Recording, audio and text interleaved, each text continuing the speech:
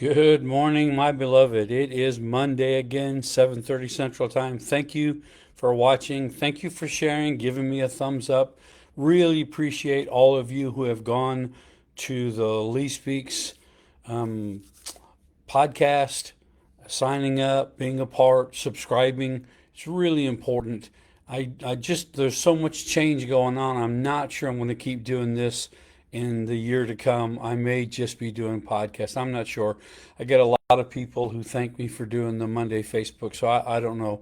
I've got others that are helping me look at that and where I can have the most impact and influence and really, make a difference. So anyway, until then, I'm going to keep doing the Monday Lee Speaks. And so thank you for watching. I am doing something I've actually encouraged other people who have bought my book, The Right Questions, to not do. I'm trying to help you in a very short period of time find your seat on the bus, find what God has put you on this planet to do. There's two great days in a person's life: the day they were born and the day they know why. And most of us spend our entire lifetime trying to figure out why we are here. It's the number one question around the world. Why am I here? And what I want to ask you today is, what are people saying about you? What do people say about you? What do people see in you? Reading from the book, and I want to show you something here. I'll leave it here for just a second. If you click on that, that'll take you to my web page. I had these made up. They're little stickers go on your car. I use them as a bookmark sometimes. Proverbs 15:22 says this in the Good News Translation: "Get all the advice you can, and you will succeed. Without it, you will fail." I love the simplicity and power of that. Get all the advice you can, and you will succeed. Without it, you will fail. There are so many things that come to my heart and my mind when I read this verse, when I've looked at helping people find their seat on the bus. We often talk about somebody being a born leader. And the truth of the matter is, they may actually have been born a leader. But every leader I know still needed somebody to help them mine what was in them and get it out, help them see they were born leaders, help them know how to lead, how to build teams, how to encourage others, how to have significance. We all need others speaking into our lives, and that's what Proverbs 15:22 was talking about. We all need people to encourage us, because I can tell you, even for myself and everybody I'm connected to, there's not a single person I know who didn't have others call things out of them that they didn't even know were in them, encourage them, and things that they saw, things that they experienced when they were with them, that other person just is so supernatural for them they didn't even see it. None of us, beloved, none of us are as smart as all of us. And so you may see some things and know some things, but I would encourage you to listen to what other people are saying about you. And if you really want to grow, get 5 or 8 people to tell you what they see, good, bad, and ugly in you, your strengths and your weaknesses. I do this at least every 2 years, sometimes more. I send out a survey, and it's anonymous. I send it out and I ask all the people who are above me and under me and working with me, beside me, to fill out this form, and I ask them some basic questions. Am I approachable? Am I helping you become all that you can be? What are my strengths? What are my weaknesses? What are things you think I need to work on? And I send those out, and I have them send their answers to those questions to my secretary. And then I have her put all the things they've said on a piece of paper without the names. So I don't know who said what. I don't know who sent what. I just know what they said. And it has been so valuable to me. It's priceless to read the good, the bad, and the ugly. And sometimes it's painful. But the only way to grow is to get to the other side of being comfortable. Get to the place where you can handle criticisms. Get to the place where you can handle people saying, this is something you need to work on. something I needed to work on, and it's because I've been honest with y'all. Our strength is also our weaknesses. Because I talk and communicate for a living, I had to learn to be intentional at listening. I wasn't good at it. I would cut people off. I would interrupt all the time. I would talk, and listen very little. And I had to change that. I've worked very, very hard. I go into almost all our leadership meetings now, and all the people who are leading those meetings know I want to be the last person talking because I want to hear what other people have to say. And having done that has forced me to be a better listener, and in turn, being a better partner, being a better person for those I'm connected to. Everyone, beloved, is a can with no label. When you come to a church, when you come to a ministry, when you come to a business, you may tell them you're good at this or you're good at that, but the truth is, you're a can with no label. Ladies will get this a lot easier than men, but ladies go to the store a lot of times, and places where they buy their food, they'll have a basket. It's filled with cans that the label has been peeled off.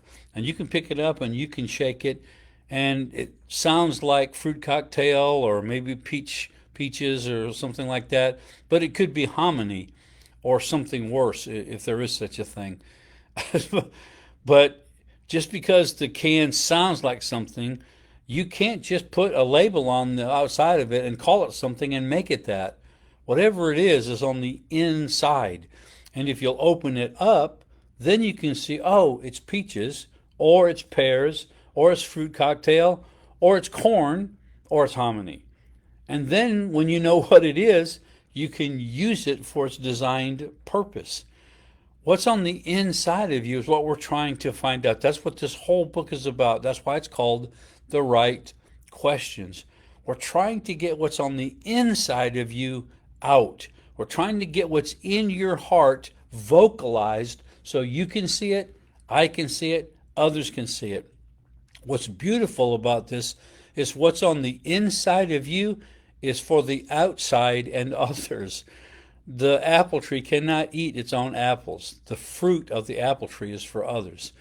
Your fruit, your talents, your gifts, your calling, your purpose in life are for others. The scripture says God gives to severally as he will their gifts, their talents, and these things, so that they may profit with all, profit without, profit to others. You've been given by God creative talents and gifts, purpose and calling that are meant to help others. One of the things you need to ask yourself is, who's your tribe? Who's your people? Who are you drawn to? When you're with them, they make you feel alive. They're talking your language. Find your tribe and begin to look at what do they all have in common. It can help you narrow the road. I love talking to other leaders. I love talking to other communicators.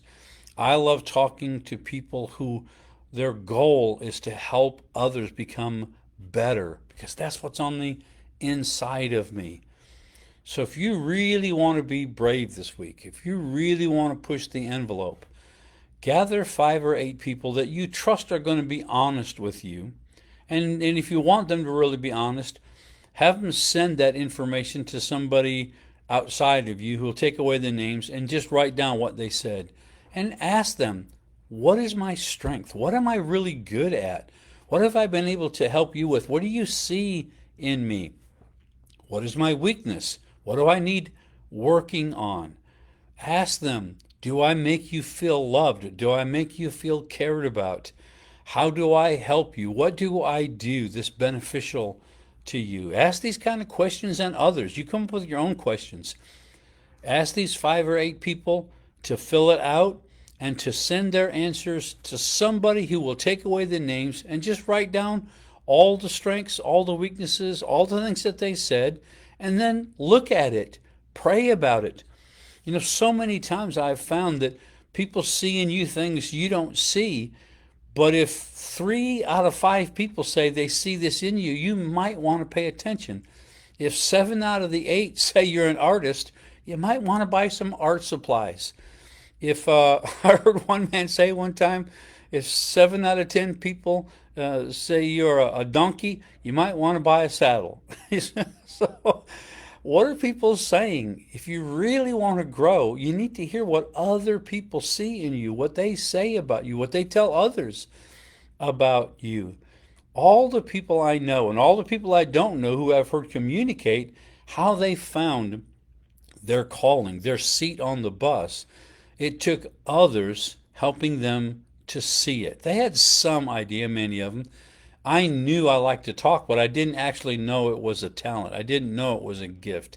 I didn't know that other people didn't like talking. Someone had to help me see that Reader's Digest is who did it for me the most. They said that, it was one of the number one fears of all men and women is public speaking. That blew my mind. I love the fact that I communicate for a living, and somebody had to say, hey, did you know that's something God placed in you? And the light came on, and I began to read in the scriptures how God has given people gifts of encouragement, gifts of administration, gifts of healing. There's different gifts that God has given to you and I to help us fulfill our destiny.